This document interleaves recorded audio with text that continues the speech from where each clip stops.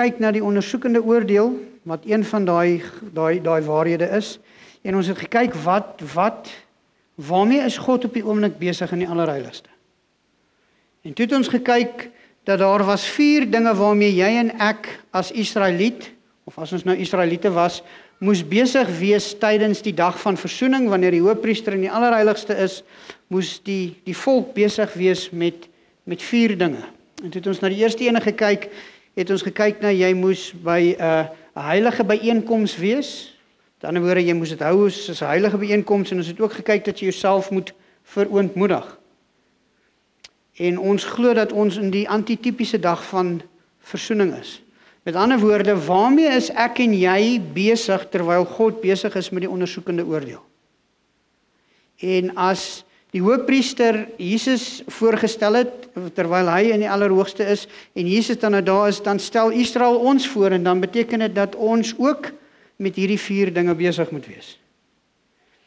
En ons het toe gekyk en gesien dat jy moet met 'n heilige byeenkoms, moet ons by mekaar kom, en ons moet tyd vat om te sien wie God is, en hoe groot hy is, en die dinge wat hy vir ons doen, want sodra ons dit sien, dan keer dit ons hart in dankbaarheid. En so ons moet elke byeenkoms, wanneer ons as kinders van God by mekaar kom, moet ons eintlik met mekaar gesels oor die goedheid van God. Nie oor allerlei ander dinge wat in die week gebeur het nie, oor die goedheid van God, hoe God ons in die verlede gelei het, wat God vir ons in ons lewens gedoen het, en dit wat God vir ons nog gaan doen. Ons moet mekaar bemoedig. En die tweede ding was, hulle moes hulle self, hulle harte voor God ontmoedig. Met ander woorde, jy en ek moet in hierdie tyd, die antitypiese tyd van versoening, moet ons voor God ons harte oopvlek en vir Here sê, Here, kyk, wat is in my hart? Stem dit ooreen met jou plan vir my lewe. En dan gaan ons vandag kyk na die derde deel van die dag van versoening, is 'n offer gemaak deur vuur. Voordat ons begin, kom ons sluit gou net weer ons oë. Hemelse Vader, baie dankie dat ons die simbool of die simboliek van die plan van verlossing in die heiligdomstelsel kan onderskry en kan verstaan, en dat dit vir ons 'n prentjie kan teken van die verlossingsplan, waarmee U besig is en waarmee ons moet besig wees. Dankie vir daai simboliek, Here, dit leer ons so baie. En ons vra asseblief dat die Heilige Gees nou van sitplek tot sitplek sal gaan en ons harte sal oopmaak om U stem te hoor. Raak my aan met 'n koel van die altaar. Ons bid dit in Jesus se naam. Amen. So ek wil net weer eens vir ons lees vandag. Hoekom ons hier die preek vandag, en dit is gevind in Levitikus 23 vers 26 tot 30. Levitikus 23 vers 26 tot 30 sê vir ons, verder het die Here vir Moses gespreek en gesê, maar op die 10de van die 7de maand is dit die versoeningsdag. 'n heilige vuurdag moet dit vir julle wees. Dan moet julle verootmoedig en aan die Here 'n vuuroffer bring. En op daardie dag mag julle geen werk doen nie, want dit is die versoensdag om vir julle versoening te doen voor die aangesig van die Here julle God. Want elkeen wat op daardie dag wat homself op daardie dag nie verontmoedig nie, moet uit sy volksgenote uitgeroei word. Ook elkeen wat op daardie dag self enige werk doen, die siel sal ek uitroei onder sy volk. So God was baie duidelik dat daardie 4 goed, terwyl die hoëpriester met sy absolute belangrike werk in die allerheiligste besig was, moes jy as kind van God hierdie 4 goed doen, en as jy dit nie gedoen het nie, was jy afgesny van God se volk. En so ons wat glo dat die Here nou in die allerheiligste besig is met die ondersoekende oordeel, dit sê vir my dat wanneer ons hierdie goed ook nie in ons lewe inkorporeer nie, volgens tipe en antitype, dan beteken dit dat ons ook die groot kans staan om afgesny te word van God se volk. En dis ernstig, want dit beteken jou ewige lewe. En so ons het gekyk toe dat wanneer hulle 'n heilige byeenkoms gehad het, moes hulle oor God reminis en hulle moes die goedheid van God sien, en dan sou dit hulle lei in nederigheid om hulle harte te ontmoedig voor God. En wanneer ons harte voor God ontmoedig, dan vind ons in ons harte, wanneer jy werklik waar jou hart voor God oopvlek, dan vind jy die dinge wat tussen jou en God staan. En ons wat vandag in hierdie tyd lewe, moet daadwerklik gaan en vir die Here sê, Here, vlek my hart oop. Kyk in die donkerste hoekie van my hart, of daar iets is wat tussen my en jou staan. En soos Romeine ons leer, gaan ons iets vind, want ons is sondige mense. Ons het 'n sondige natuur. En so dan sê Levitikus 4 vers 30 tot 31, wat moet jy doen nou dat jy jou hart verontmoedig het, en vind daar's iets in jou hart wat tussen jou en die Here staan? Dan moes die priester van haar bloed, dis nou die offer, met sy vinger neem en aan die horings, Levitikus 4 vers 30 tot 31, dan moes die priester van haar bloed met sy vinger neem en dit aan die horings van die brandofferaltaar stryk. Maar al die oorige bloed moet hy aan die onderkant van die altaar uitgiet. En luister mooi vers 31, en al die vet moet hy wegneem, soos die vet van die drankoffer of dankoffer weggeneem is, en die priester moet dit op die altaar aan die brand steek as 'n lieflike geur vir die Here. So moet die priester dan vir hom versoening doen, en dit sal hom vergewe word. En dan gaan ons net 'n hoofstuk terug, Levitikus 3, vers 14 tot 17, kry ons baie dieselfde konsep. Levitikus 3 vers 14 en tot 17 sê, en dan moet hy daarvan sy offer as 'n vuuroffer aan die Here bring. Onthou, daar was gesê, jy moet 'n vuuroffer aan die Here bring. Die vet wat oor die binnegoed lê, en al die vet wat aan die binnegoed is, en die 2 niere, en die vet daarop, wat aan die lendene is, en die lap aan die lewer. By die nier moet hy dit wegneem. Vers 16, en die priester moet dit op die altaar aan die brand steek, as 'n vuuroffer, spys vir 'n lieflike geur. Al die vet behoort aan die Here.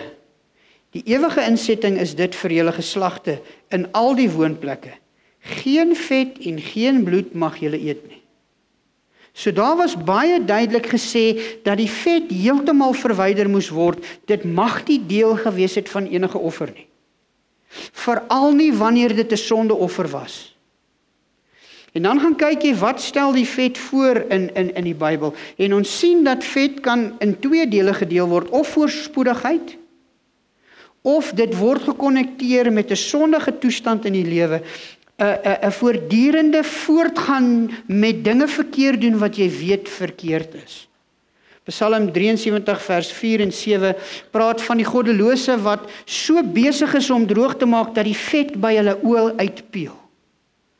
Psalm 37 vers 20 noem dat die vyande van God, soos die vet is wat van die lammers af weggeneem word, en dis 'n direkte verwysing dan nou na hierdie offer, wat in Levitikus geneem word. So ons sien dat vet, hoekom vet nie deel moes wees van die offer nie, want die offer stel Jesus voor, en daar was nie sonde in Jesus nie, stel die vet sonde voor, en daarom mag dit glad nie deel gewees het van die offer nie.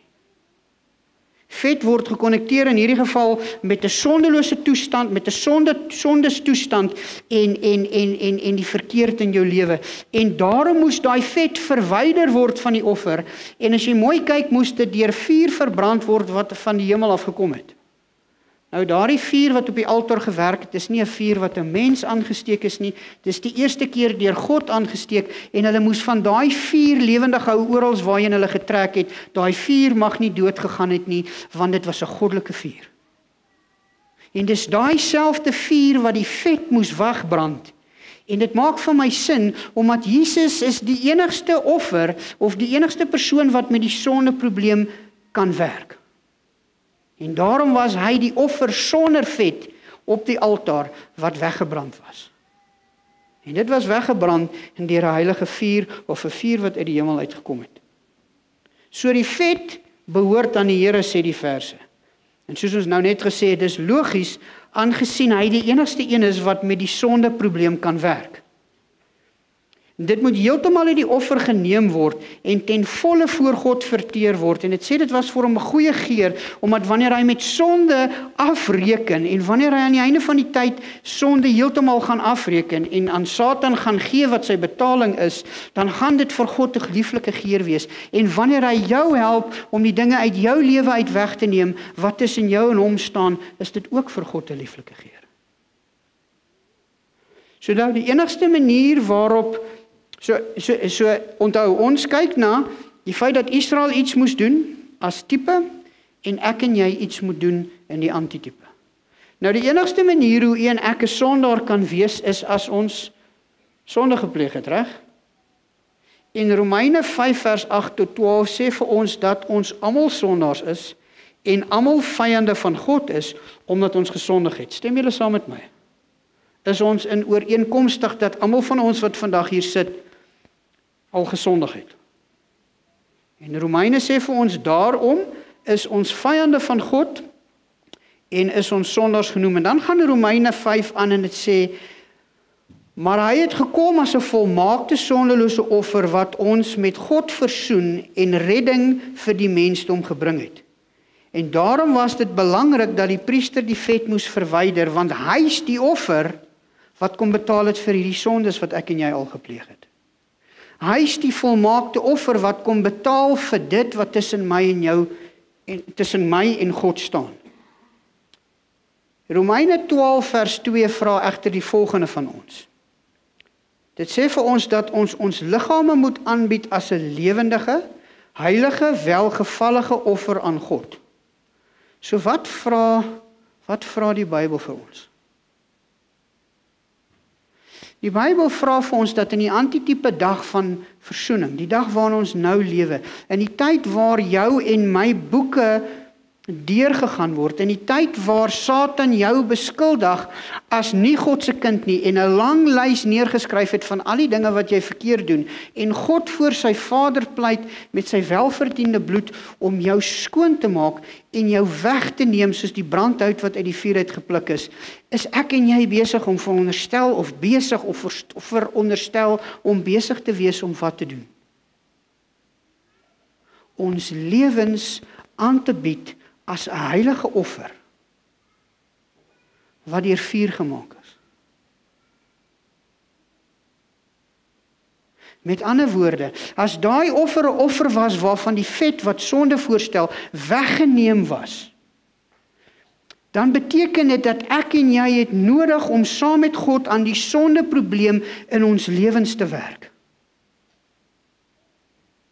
Want as ons dit nie doen nie, gaan dit die bewyse van Satan wees, waarmee hy eendag voor God staan en dit gebeur nou, om te kan sê, maar wag so bietjie.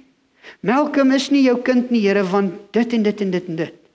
Walter is nie jou kind nie, want dit en dit en dit. En daarom is dit vir God baie belangrik, dat ons lewendige offers moet wees, heilig en welgevaard voor God, dat dit vir hom 'n soet reuk kan wees.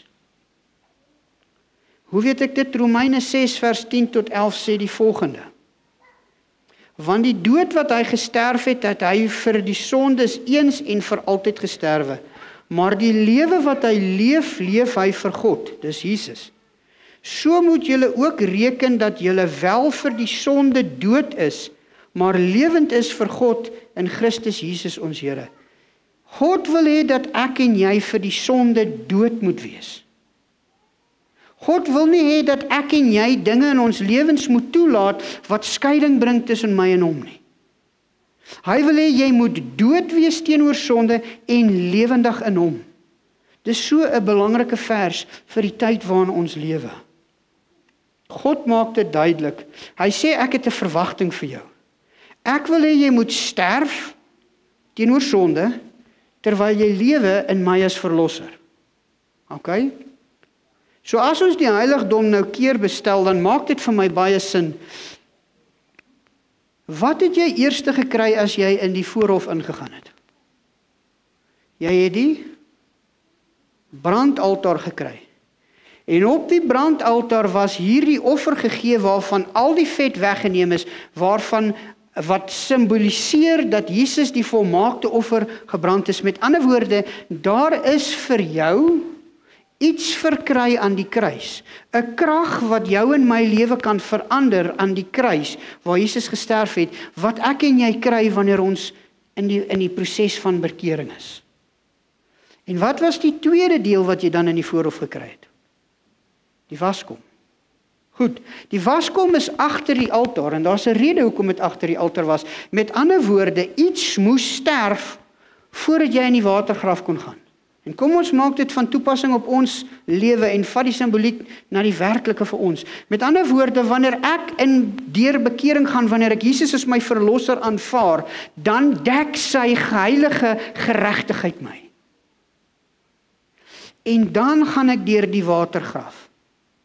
Sodat wanneer ek sterf, ek kan opstaan in hierdie nuwe lewe wat Jesus vir my gee. Hierdie lewe wat hy vir my verkry het terwyl hy mens op aarde was. En ons gaan in die toekoms kyk daarna, maar daar's 'n baie belangrike vraag, is hoekom het Jesus nie net as 'n volwasse mens kom sterf nie? As die loon van die sonde die dood is, en die dood het die sonde se loon betaal, kon Jesus as 'n 31-jarige man gekom het en gesterf het. En die prys vir sonde sou betaal gewees het. Is ek reg? Die prys vir sonde is dat iemand moes sterf. 'n ewige dood sterf. Jesus kon dit as 'n volwasse man kom doen het en die prys sou betaal gewees het. Waarom deur 'n lewe gaan, waarom deur 3,5 jaar se ministry gaan? Wat moes hy doen? Wat moes hy vir jou en my verkry in daai tyd wat vir my en jou nodig is, dat hy nie net as 'n volwasse man kon sterf nie? Jesus het 'n oorwinnende lewe vir jou en my verkry, terwyl hy mens was. Daar is niemand wat nog ooit soos Jesus getempteer was nie, en Jesus moes seker maak dat elke oomblik van sy lewe oorgegee was aan sy Vader, sodat hy in elke oomblik die regte besluit kon maak, sodat ek en jy in 2025, wanneer ons hulp nodig het, hulp het. As dit net gegaan het oor die loon van die sonde, kon ons 'n volwasse man gesterf het, maar hy het 'n lewe vir ons ontwikkel terwyl hy as mens op aarde was, 'n lewe waarin ek en jy kan inloop en inleef. En dis wat jy verkry wanneer jy deur die doopbad gaan. Jy staan op in 'n nuwe lewe, 'n lewe wat klaar vir jou bewerk was deur God, en deur die inwoning van die Heilige Gees begin God hierdie lewe in jou ontpak.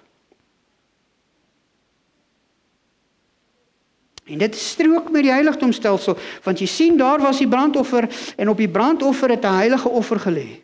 En dan gaan jy na die waskom, en toe, en wanneer jy deur die nuwe lewe saam met Jesus opstaan, dan beweeg jy saam met hom in die tempel in, en begin God die Bybel, en die Heilige Gees, en gebed voor die Vader begin hy gebruik om jou in daai lewe te volhou.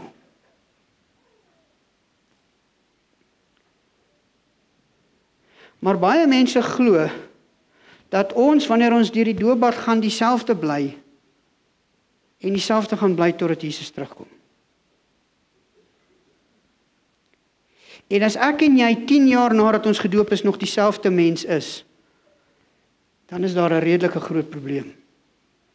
Dan beteken dit dat jy nie in daai lewe ingestap het nie, dat ek nie in daai lewe ingestap het nie, en dat ons nie dit wat God vir ons bereik het, deel van ons lewe gemaak het nie. Jakobus, die Bybel verduidelik vir ons eerstens, wat is die proses van sonde? Ons het nodig om die proses van sonde te verstaan, sodat ons die ervaring waarvan die Bybel praat dat ons dood moet wees teenoor sonde, moet verstaan. En Jakobus 1 vers 13 tot 16 help ons om dan die proses van sonde te verstaan. Jakobus 1 vers 13 tot 16 sê vir ons: Laat niemand as hy in versoeking kom sê, ek word deur God versoek nie. Want God kan nie deur die kwaad versoek word nie, en self versoek hy niemand nie. Maar elkeen word versoek as hy deur eie begeerlikhede weggesleep en verlok word. Daar's die temptasie, weens eie begeertes en begeerlikhede. Daarna, as die begeerlike ontvang het, baar dit sonde. En as die sonde tot volle ontwikkeling gekom het, bring dit die dood voort. Moenie dwaal nie, my geliefde broers. So die vraag wat ek vra, is die versoeking sonde? Nee, versoeking kan nie sonde wees nie. Dis wat Jakobus duidelik vir ons sê. Dis wanneer ek en jy reageer, dis wanneer ek en jy inkoop in hierdie versoeking, dis wanneer ek en jy tyd gee aan hierdie versoeking, ligtyd gee aan hierdie versoeking, waar dit dan tot wasdom kom en sonde word. En dis waarom Jesus vir Petrus gesê het, waak en bid dat jy nie in versoeking kom nie. Die versoeking is klaar, hy moes nie in dit kom nie. Die gees is welgewillig, maar die vlees is swak. Met ander woorde, temptasies gaan altyd in ons lewens wees. Satan gaan altyd probeer om my en jou van God af weg te sleep. En dit is nie die sonde nie. Wat die sonde is wanneer ek en jy gehoor gee daaraan. Wanneer ek en jy inkoop.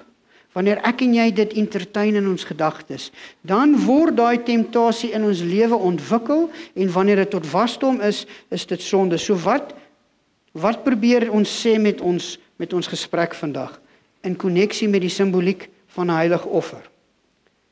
Wel, groot stryd sê die volgende: Satan sien hoe die Here se dienaars belas is as gevolg van die geestelike duisternis wat die mensdom onthul. Hy hoor hulle ernstige gebede vir goddelike genade en krag om die betowering van onverskilligheid en agterloosheid en tragedie te verbreek. Dan, Satan, begin hy met hernuwe ywer sy diverse planne. Hy verlei mense tot die toegewing van begeertes en selfbevrediging en verdoof dus so hulle sensitiwiteit, sodat hulle juis nie die dinge hoor wat hulle die nodigste het om te hoor nie. Satan weet goed dat almal wat hy kan lei tot die verwaarlosing van gebed en die ondersoek van die skrif, deur alle aanvalle oorweldig sal word. Daarom bedink hy elke moontlike slenter om die verstand te verswak en jou te verslaaf. Met ander woorde, jou en my begeerlike, die dinge wat vir my en jou belangrik is, die dinge wat vir jou en vir my en lekker is die dinge waarop Satan inzoom, om jou en my verstand te verdof, en ons 'n valse sin vir sekuriteit te gee, sodat ons vir sy slenters moet val. En die oomblik wat ek en jy begin bid, dan begin hy met hernuide ywer en hernuide slenters probeer hy om jou begeertes en jou passies te gebruik, om jou van God af weg te sleep. En die enigste manier hoe ek en jy veiligheid vind, is in gebed en tyd spandeer met God. So wanneer God vir my vra om 'n lewendige, heilige offer vir hom te wees, dan vra hy vir my vir jou en vir my om hom toe te laat in jou lewe in 'n oomblik tot oomblik verhouding. En dit is hoe ek en jy in die antitipiese dag waarin ons nou lewe, ons lewe 'n heilige offer, welvarend vir God gaan kan gee. Is wanneer ek God toelaat om so deel van my lewe te word, dat die dinge wat skeiding tussen my en hom bring, al minder en al minder en al minder gaan word. En hoe meer God in my lewe teenwoordig word, hoe minder begin dit wat vir my belangrik is, dit wat vir my lekker is, dit wat vir my goed is, vir my meer lekker en goed en belangrik raak. En hoe meer begin die dinge wat vir God belangrik is, en vir God lekker is, en vir God goed is, vir my belangrik raak. En dis 'n liefdeskwessie. En so die vraag wat die Bybel vir ons vra is, hoe maak ek dan nou my lewe 'n welvoeglike, lewende, heilige offer voor God? En die antwoord kom deur om tyd saam met God te spandeer. Maar ons gaan dit nie doen terwyl ons begeertes en ons drange en ons passies nog op die troon van my hart is. Daar is net een plek vir een heerser op die troon van ons hart. En daarom sê die groot stryd dat Satan het 'n klomp slenters ontwikkel om jou begeertes en jou passies en jou drange te gebruik om hom in beheer van jou hart se troon te plaas. En die oomblik wat jy begin bid, dan begin hy met hernieude passie en hernieude ywer, begin hy met daai devices van hom werk. En die enigste beskerming wat ek en jy het, is die inwoning van die Heilige Gees.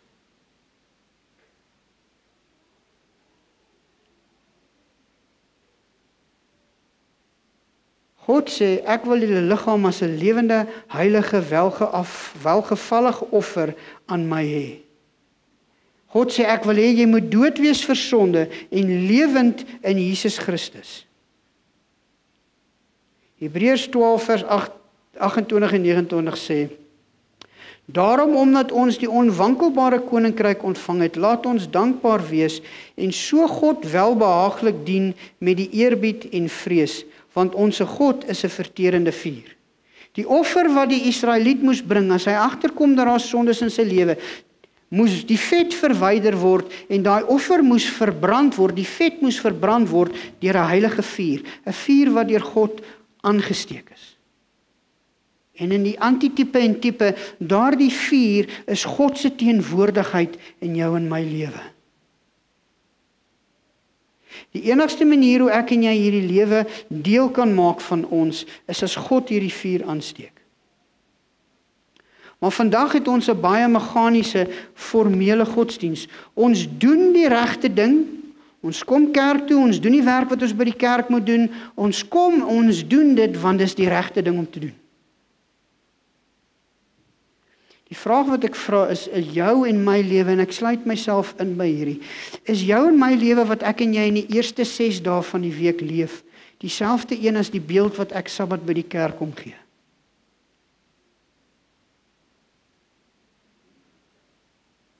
As ek vir 'n week by jou huis kom kuier, gaan ek dieselfde persoon by jou huis sien as wat ek by die kerk gaan sien.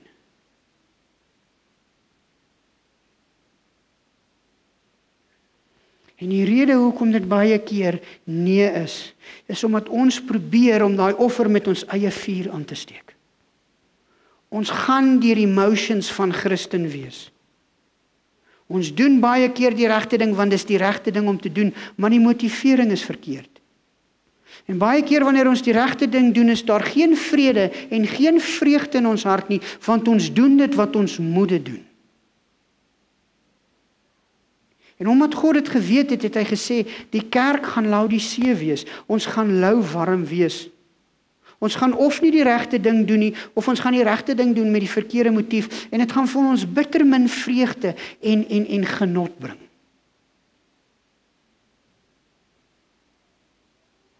En dis wat die Christendom op die oomblik, op 'n groot deel van die Christendom gedoen het. En dis nie almal nie, en ek en jy moet vir onsself besluit waar ons lê en waar ons inpas. Maar vir 'n groot deel van die wêreldse Christendom het ons die regte dinge begin doen, want dis wat ons maar moet doen. Maar dis hoekom ons nie oorwinning behaal nie, want dag na dag, maand na maand, jaar na jaar, kry ek myself weer dieselfde goed oor en oor en oor doen. En ek vra myself, hoekom? Hoekom verander niks in my lewe nie? En die Bybel sê vir my, dit is omdat jy jou lewe as 'n offer bring met 'n vuur wat jy met jou eie 2 hande aangesteek het.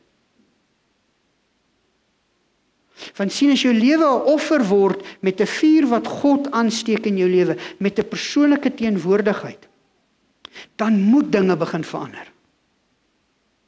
Dinge kan nie dieselfde bly as God in jou lewe is, en hy is die vuur wat daai offer in jou lewe aan die brand steek nie. Hoe dieper jy en God met mekaar stap, hoe minder begin die dinge wat sy gesig van jou laat wegdraai, want Jesaja sê vir ons, julle sondes het my gesig van jou laat wegdraai. Hoe meer jy tyd saam met God spandeer, hoe meer God deur sy woord en deur gebed in jou lewe begin posvat, en hoe meer dit groei in jou lewe, hoe minder gaan daai ander goed gaan vir jou belangrik word. Die 2 kan nie in dieselfde liggaam heers nie. Dit wat Satan in jou wil ontwikkel en dit wat God in jou ontwikkel, kan nie in dieselfde persoon wees nie. Dis soos die studie van die 2 honde. Of die een word gevoer, of die ander een word gevoer. En as ek en jy besig is om die een te voer, of die ander te voer, gaan daardie een die beheerser van jou hart en die troon van jou hart wees. Maar hoe meer ek en jy met God tyd spandeer, hoe meer ons God vra om deel van my lewe te wees, hoe meer ek God vra om die besluite van my lewe te maak, hoe meer gaan God in my lewe groei. Jakobus 4 vers 1 tot 4 sê vir ons, waarvandaan kom die oorloë en die vegtery onder julle? Kom hulle nie hiervandaan van julle welliste wat in julle lede stryd voer nie. Julle begeer en julle het nie, julle pleeg moord en is naaiwerig en julle kan niks verkry nie. Julle veg en maak oorlog en julle het nie omdat julle nie bid nie. Julle bid en julle ontvang nie omdat julle verkeerd bid, omdat dit in julle welliste deurgebring word. En dan sê God 'n baie belangrike ding, egbreker en egbreeksters. Weet julle nie dat die vriendskap met die wêreld vyandskap teenoor God is nie? Wie dan 'n vriend van die wêreld wil wees, word 'n vyand van God. Jakobus sê vir ons dat die dinge in jou en my lewe wat vir ons belangrik is die redes hoekom ons nie oorwinning in ons lewens kry nie, want dis wat ek voer. Dis wie ek in beheer plaas van die troon van my hart. En wanneer daai hond sterk word, dan loop ek weg en ek sê, Here, maar jy kan nie vir my oorwinning gee nie. Dis nie moontlik vir jou om vir my oorwinning te gee nie, maar hy het klaar die oorwinning behaal. Hy het klaar vir jou die lewe gegee. Hy wil hê jy en ek moet in daai lewe instap. Maar ons wil nie. Want dit is te lekker om hierdie ander hond te voer.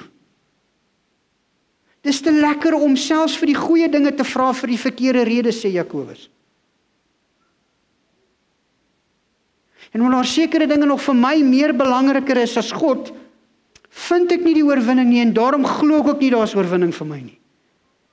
Want ek kry dit dan nie reg nie. En die vraag wat ek vra is, wie is die hond wat jy voer? Wie is die hond wat ek voer? Wie sit in die beheer van my hart? Want hy offer was perfek. Daai lewe was perfek. En daai geregtigheid kry jy by bekering en daai nuwe lewe kry jy as jy deur die doopbad opstaan. En nou sê God, laat my toe om saam met jou in hierdie lewe te stap, laat hierdie lewe in jou ontwikkel word. Maar weet julle wat sê ons vir God? Dis nie moontlik nie, Here. So ek gaan nie eens probeer nie. En dit wat hy vir jou heilig verkry word vermors, want ek en jy kan hom nie genoeg vertrou en hom genoeg glo om in daai lewe in te stap nie. Want my en jou lewe is nie 'n heilige offer voor God, wat met vuur gemaak is, wat deur God aan die brand gesteek is nie. God sê vir jou, laat my toe om elke dag meer en meer van jou lewe te wees. Glo dat ek dit kan doen. Laat my toe om dit te doen en ek gaan in jou 'n lewende offer maak wat welgevallig is vir my, wat heilig is vir my en wat goed is vir my. Want sien, ek en jy het nodig om iets van ons kant af te doen terwyl ons hoëpriester in die allerheiligste is. Ons moet 'n heilige byeenkoms hê, ons moet saamkom en ons moet die goedheid van God bespreek. Ons moet terugkyk en kyk hoe God ons gelei het en sien dat God God is. En dan wanneer ek hom raak sien, dan is 'n outomatiese oop vlek van my hart, Here, ek lyk nie soos jy nie. Ek wil soos jy lyk. Wys my wat's fout en wanneer hy dit vir jou wys, dan moet jy sê, Here, nou gaan ek daai heilige leefstyl van jou wat jy vir my gegee het, gaan ek deel maak van my lewe en ek gaan jou toelaat om jou karaktereienskappe in my te ontwikkel. En wanneer hy dit ontwikkel, begin die een minder word en die een meer. En as dit nie in my en jou lewe is nie, my liewe familielid, dan beteken dit ons is besig om die verkeerde hond te voer. Dit beteken nie dat dit nie moontlik is nie, dit beteken ek wil dit nie doen nie. Ek is nog nie reg om dit te doen nie. Dit is nog nie vir my lekker om dit te doen nie. Maar moet ek en jy nie sê, dis nie moontlik vir God nie. Want hy het dit klaar in Jesus vir ons gewys.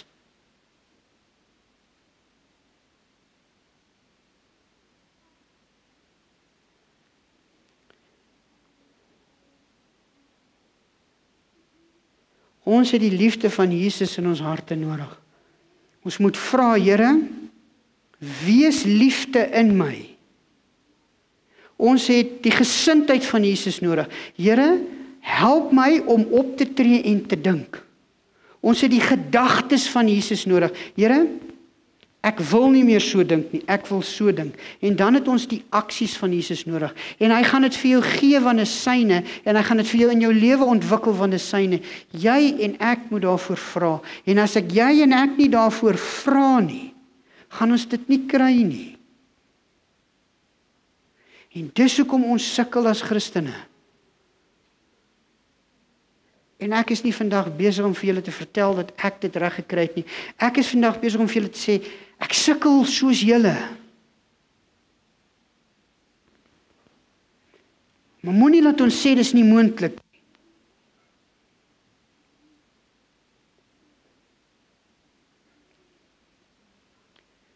God sê dan, dis 'n liefdeskwessie.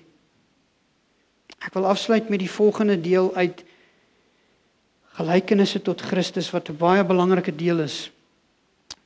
Dit word gevind in Gelykenisse van Christus, bladsy 159. Die mens kan uit homself sy foute nie insien nie. Bedrieglik is die hart bo alles. Die lippe kan miskien die armoede van die siel uitdruk, maar die hart gaan dit nie erken nie.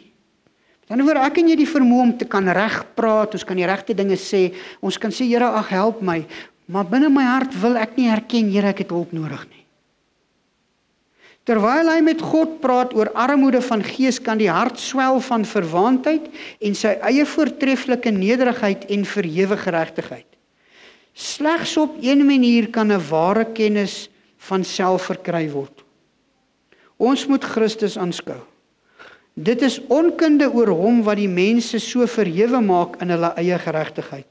Wanneer ons sy reinheid en sy voortreffelikheid bedink, sal ons ons eie swakhoede en armoede en gebreke sien soos hulle werklik is. Ons sal onsself verlore en hopeloos sien en geklee in klere wat eie geregtigheid het, soos elke ander sondaar. Dan sal ons sien dat as ons ooit gered word, dit nie deur ons eie goedheid sal wees nie, maar deur die goedheid en deur God se oneindige genade. So hy sê, ek en jy probeer selfs ons hart vir God gee, maar ons kan nie. En dis hoekom ons moeilik, want ek kan nie my hart vir God gee nie. Ek kan nie eers my hart vir God gee nie. En sy sê dit, sy sê, geen uiterlike waarneming kan die plek inneem van eenvoudige geloof en algehele verloning van self nie. Maar geen mens kan homself van homself leegmaak nie. Ons kan net toestem dat Christus die werk moet volbring. Dan sal die taal van die siel wees, Here, neem my hart, want ek kan dit nie gee nie. Dit is u eiendom, hou dit rein, want ek kan dit nie rein hou nie. Red my ten spyte van myself, my swak en onchristelike self. Vorm my, verhoog my tot 'n rein en heilige atmosfeer, waar die ryk stroom van u liefde deur my siel kan vloei. En woorde, Here, ek kan nie die lewe wat jy van my verwag nie. Ek kan nie eens my hart vir jou gee nie, maar ek gaan jou dophou, en ek gaan jou vra om dit in my te doen, en deur my te doen, en hoe meer ek jou toelaat om dit te doen, sê Gees van profesie van my, hoe meer gaan ek in hierdie heilige atmosfeer opgeneem word, en opgeneem word, en die Bybelvers sê, ons weet nou nog nie hoe ons lyk nie, maar as Jesus kom, gaan ons soos hy lyk. En dis 'n belofte wat die Bybel vir ons maak, en sy gaan dan af met die volgende, sy sê, dit is nie aan die begin dat die Christelike lewe hierdie verloning van self gemaak moet word. Dit is nie net aan die begin nie. By elke vooruitgang hemelswaarts moet dit vernuwe word. Al ons goeie werke is afhanklik van 'n krag buite onsself. Daarom moet daar 'n voortdurende uitreik van die hart na God wees. 'n Voortdurende, ernstige, hartverskeurende belydenis van sonde en verootmoediging van die siel voor hom. Slegs deur die voortdurende verloning van self en 'n afhanklikheid van Christus kan ons veilig wandel. 'n Hartsverskeurende is ek en jy elke dag met 'n hartverskeurende bekommernis voor God oor die dinge in ons hart. Oor die dinge wat skeidings tussen ons plaas. Of gaan ons deur die motion van Christendom? Is ek 6 dae 'n week besig om my eie lewe te lewe en op 'n Sabbat is ek 'n heilige offer wat deur vuur gemaak is? Of is my lewe 7 dae lank 'n heilige offer wat deur vuur gemaak is? Hoe nader ons aan Jesus kom, hoe duideliker ons die suiwerheid van sy karakter onderskei, hoe duidelik sal ons die aard van sonde onderskei, en hoe minder sal ons voel om onsself te verhef. Diegene wat die hemel as heiliges erken, is die laastes wat hulle eie goedheid sal vertoon. Jesus sê, ek wil vir jou oorwinning gee oor die dinge in jou lewe wat skeiding tussen my en jou plaas. Ek wil jou voorberei vir die finale krisis van hierdie wêreldsgeskiedenis. Ek wil jou leer om die 3 engele boodskap uit te leef, nie net met die mond te verkondig nie. Ek wil jou leer om deur die heiligdom my te volg en tot in die allerheiligste te kom waar ek is. Ek wil jou hierdie dinge leer sodat dit deel kan word van jou lewe. Sodat ek nie net dinge doen want ek moet nie. Ek doen dinge want dit is lekker vir my. Dit is vir my 'n eer om dit te doen. Dit is vir my goed om dit te doen. Die liefde van God sal ons deur die Heilige Gees in ons harte uitgestort word as ons daarvoor vra.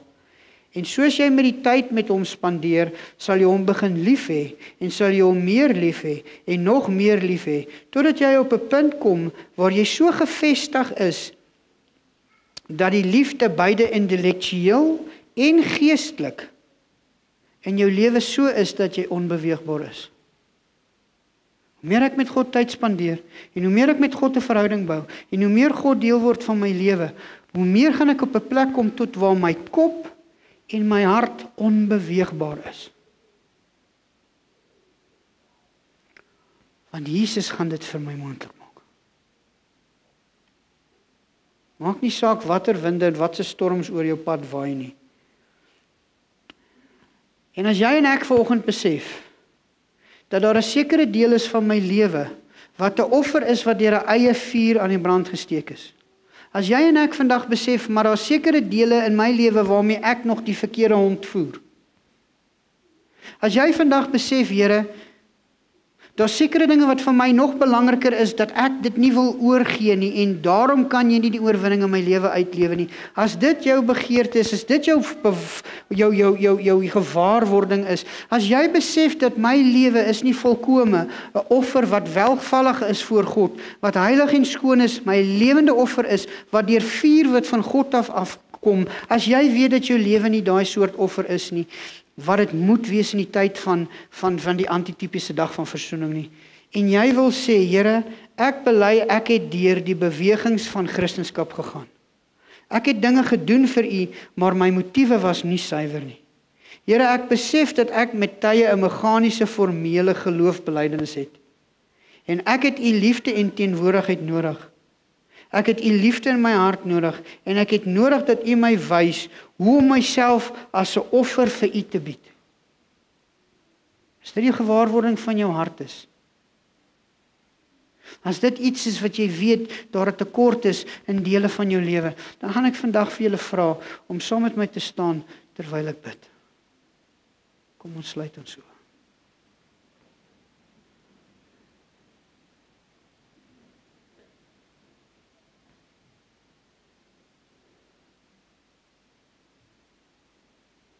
Onse Vader, terwyl die hoëpriester besig was om die tempel skoon te maak van sondes.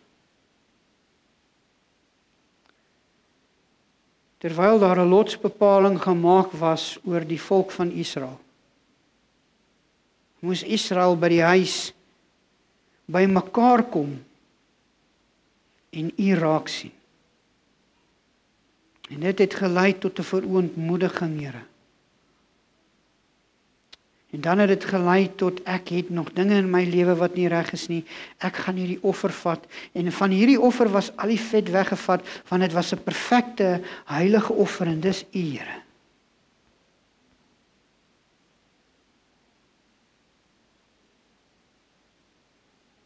En daai offer het hulle heeltemal skoon voor U gemaak.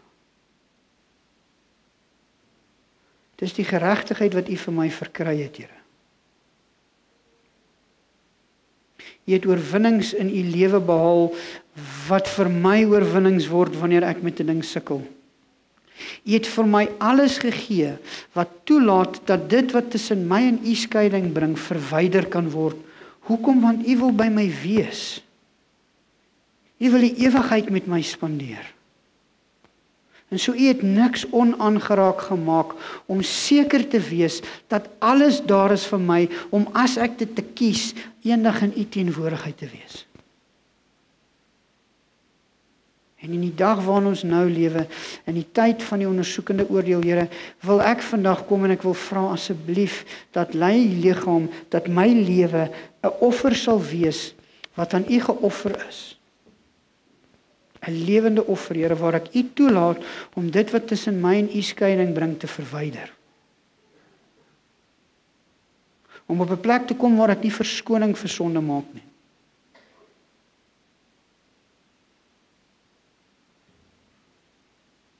Maar waar ek toelaat dat U so diep in my word, so deel van my word, dat ek intellektueel en geestelik onbeweegbaar in U sal wees. En dis wanneer ek daar is, Here, dat U vir my gaan sê, nou maar goed my kind, nou lyk ek soos jy, en jy lyk soos ek kom jou haal. Was min tyd oor, Here.